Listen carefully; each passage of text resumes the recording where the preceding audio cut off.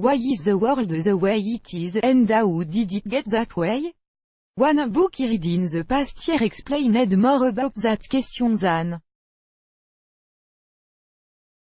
any other, and it wasn't about Donald Trump or the rise of the far right or the endangered state of democracy, or at least not directly. Beneath the surface, it was clearly about all those things and many more. It was also a startling and dramatic read on its own terms and one of the best written non-fiction works I've encountered in recent years. It's a witty, erudite and deeply human chronicle by a man who almost accidentally found himself in the corridor of power with backstage access to the Western world's financial elite. It sometimes reads like a wrong man, wrong place comedy, and at other times, its author says, is the stuff of tragedy, Shakespearean tragedy, ancient Greek tragedy. Why haven't you heard about this book, which is called Adults in the Room, My Battle with the European and American Deep Establishment, and was written by Yanis Varoufakis, a leftist academic who briefly served as the Greek finance minister at the apex of that nation's debt crisis in 2015. It was published last year, but is just out in paperback. I think that question that answers itself, and believe me, it's answered several times over when you read the book. For essentially the same reasons, I haven't gotten around to writing about Varoufakis and Adults in the Room until now, despite what a terrific read it was and how invigorating it was to talk to him when I visited Salon last year. He doesn't fit easily into the news cycle, and his ideas don't fit neatly into the dominant political paradigm. First of all, volume about the global economy by obscure European leftists don't exactly pile up 5-star reviews or fly off the shelf at Barnes. More to the point, Varoufakis' book is practical and anecdotal rather than theoretical or abstract, and the story it tells is deeply displeasing to virtually everyone in government, finance or business throughout the Western world, meaning the economic zone dominated by the United States and the European Union. Varoufakis never try into left-wing dogma and never calls his political adversary names, and this story is far more compelling as a result. In fact, Larry Summers, the former U.S.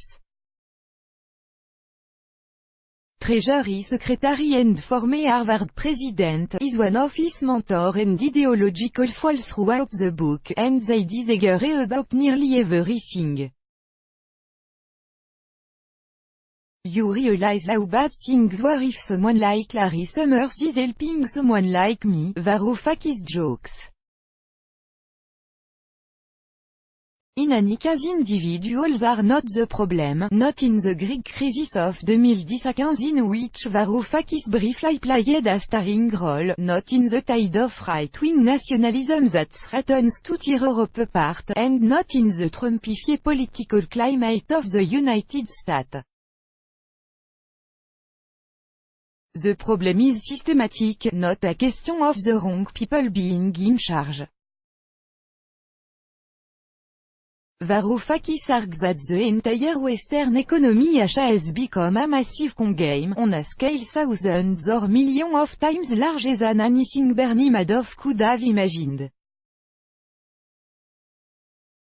Furthermore, in his telling, it's a con game run by intelligent and not necessarily malleable people who understand perfectly well that the whole enterprise is a fraud that's bound to come crashing down eventually.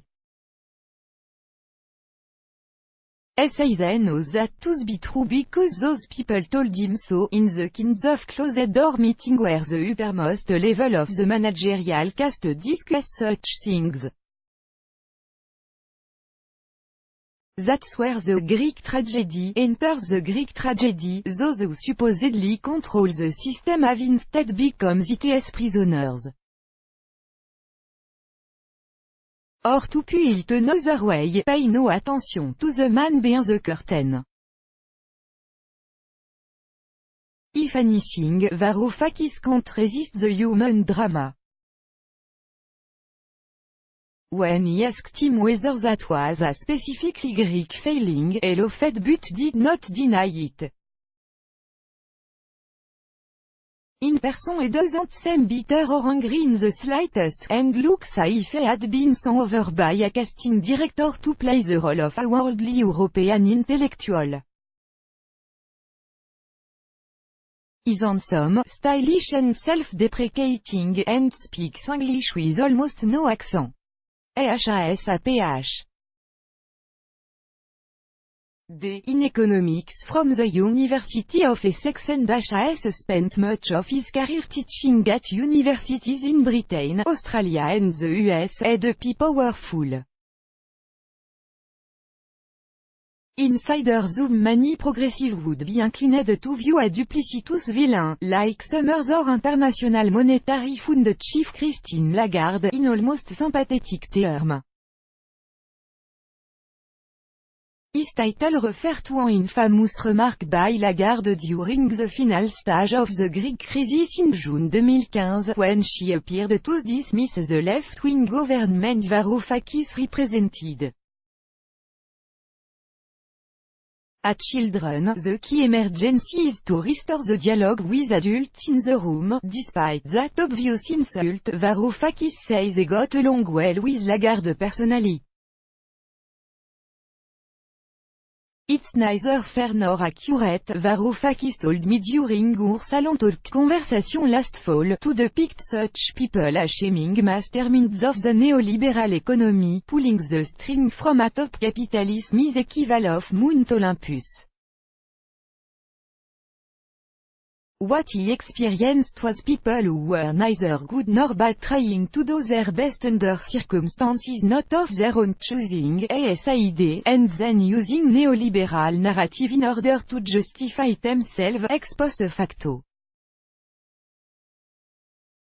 The question is if they were not in control, if they were powerful and at the same time powerless, what on earth is going on?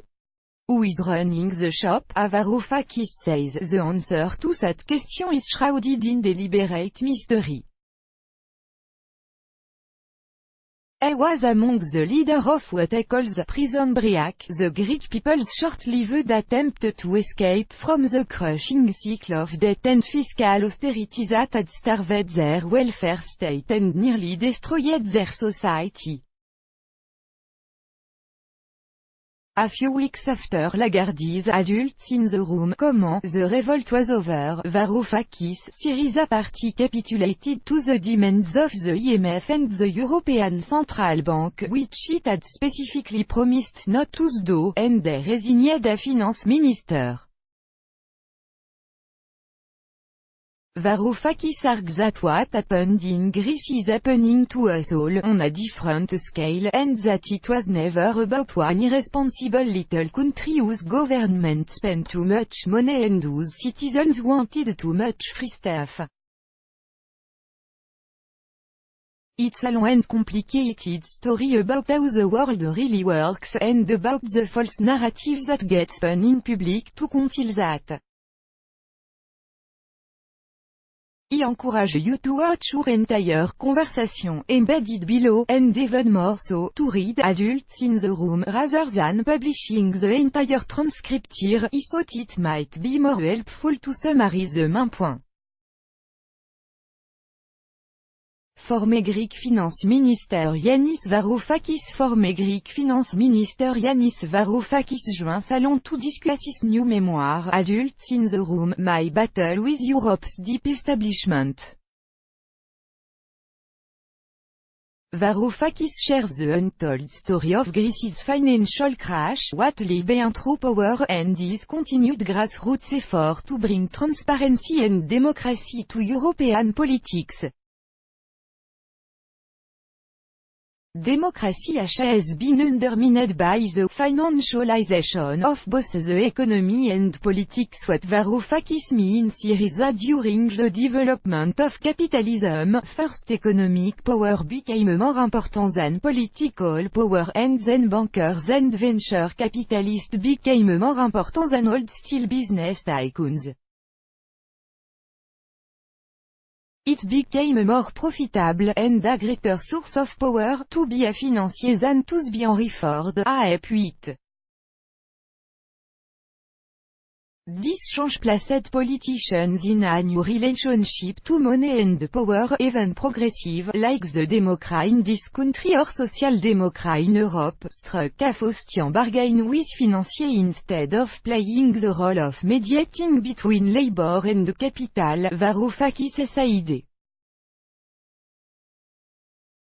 In the infamous example of the Clinton administration, it agreed to deregulate the financial industry in exchange for political support that would guarantee the future of social programs like Social Security or Medicare.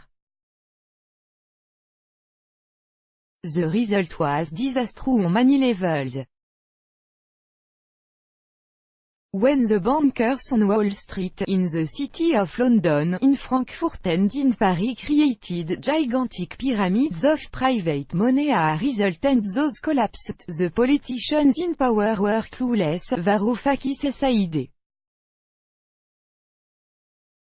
They lacked the analytical capacity to understand the 2008 crisis. They didn't see it coming. They couldn't understand it when it happened, and they lacked the moral authority to put the financial genie back in the bottle. Capitalism collapsed in 2008, just as communism had collapsed in 1991. The system we have now is something else. This is an argument Varoufakis has made many times, including in his 2011 book, The Global Minotaur. I expressed it to me. The financial crisis of 2008 led to a wholesale collapse of what US debts be called capitalism, which has not recovered nearly as much as most people believe. What we have instead is an almost galactic-scale system of moving debt around to conceal the various flaws and shortfalls in the system. Varoufakis calls it bankruptocracy, in which enormous but endangered or bankrupt financial institutions wield enormous power over the rest of society. That's not capitalism, and on the subject of shell games, the massive Greek bailout was a hoax that did nothing to help the Greek people. It moved money straight from the pockets of European taxpayers to the coffers of the big banks. This is the central aspect of Varoufakis' critique. has never denied that previous Greek government made bad decisions to borrow large sums of money, although the nature of the Eurozone financial system in the wake of the 2008 collapse gave them little choice. That left Greece as the most bankrupt state in modern European history, and it received the largest bailout in human history. Between 2010 and 2012, a total close to $300 billion, in order to give it to the French and the German banks under conditions of austerity that necessitated and guaranteed a great depression. Let's restate that, because it's more shocking the more you think about it. The bailout money came from the European Central Bank and the IMF, largely meaning the taxpayers of France, Germany and other Prospero nations of Western Europe. Exactly none of it went to restore social service or repair roads in Greece. All of it was US debt to make payment on the Greek government's existing debt, most of which was to banks in Western Europe. So Angela Merkel and François Hollande, then the French president, and other political leaders extorted money from their own taxpayers, on the pretense that they were helping out a small, struggling nation. on Europe's southern fringe, and siphoned it directly to the biggest European banks, largely in their own countries. It was a direct wealth transfer from ordinary people to the financial elite. Of course none of those political leaders was willing to admit this. In this context, the fiscal austerity enforced on the Greek people was nothing more than sadistic political theater, designed to convince the large European public that the central problem all along had been Greek idleness and improvidence, but that now the sun-drenched southerner would feel some tough love. And indeed that happened. Some areas of the Greek public sector were zeroed out. Pension were slashed and retirement ages raised, mandatory tax were attached to electricity bill. Greece experienced a 28% decline in national income in 3 years. The left-wing Syriza government didn't even want another bailout. Its position was more fiscally responsible than that of the financial power broker Varoufakis' party won the Greek election in early 2015 on an anti-austerity platform, but that didn't mean it wanted another handout from the bankers. The new government's one task, Varoufakis' idea, was to go to Greece's creditors and say the sensible thing: we're not going to take another one of euro or dollar until we restructure the Greek debt to make it viable. We have a sensible fiscal policy. We have to end austerity, which is killing whatever is left of the private sector, and then everything else is negotiable, but accepting more bad loans to make payment on the existing ones was off the table. He was trying to look German citizens in the eye and say, look, your government is trying to impose upon me more loans from you when you know he will not be able to repay them. This is not a left-wing position. Varoufakis jokes that his principal ally in Europe turned out to be the bankers, who were getting paid, after all, along with the libertarian and the old-school conservative, rather the thoroughly financialized remnant of the Social Democrat. This is a terrible fate for a left-winger, having support from a rand enthusiast. The Greek rebellion had to be crushed for political reasons, because it threatened to expose the shell game and undermine the credibility of the entire economic order. Look, it's really not rocket science, Varoufakis' idea. We had a bankrupt state that was given the largest loan in human history. At the same time, public expenditure, on schools, on street building, on bridge repair, on everything, was slashed to zero almost, while tax rate to businesses that were suffering a massive loss in demand went through the roof.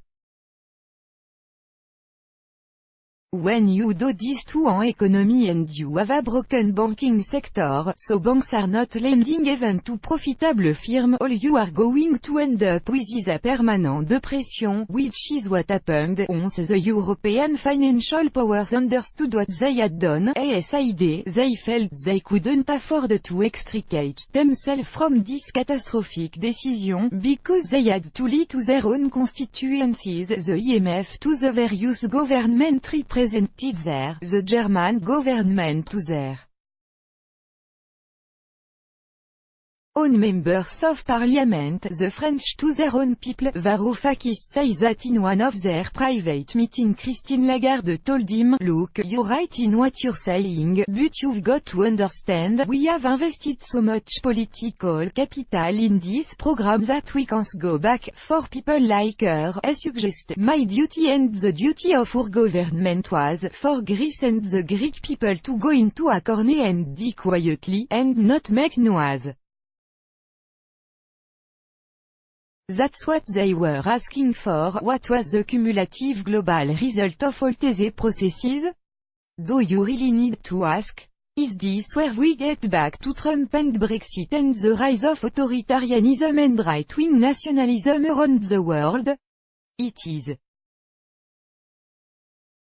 Varoufakis says all those things are clearly connected and part of an unmistakable backlash.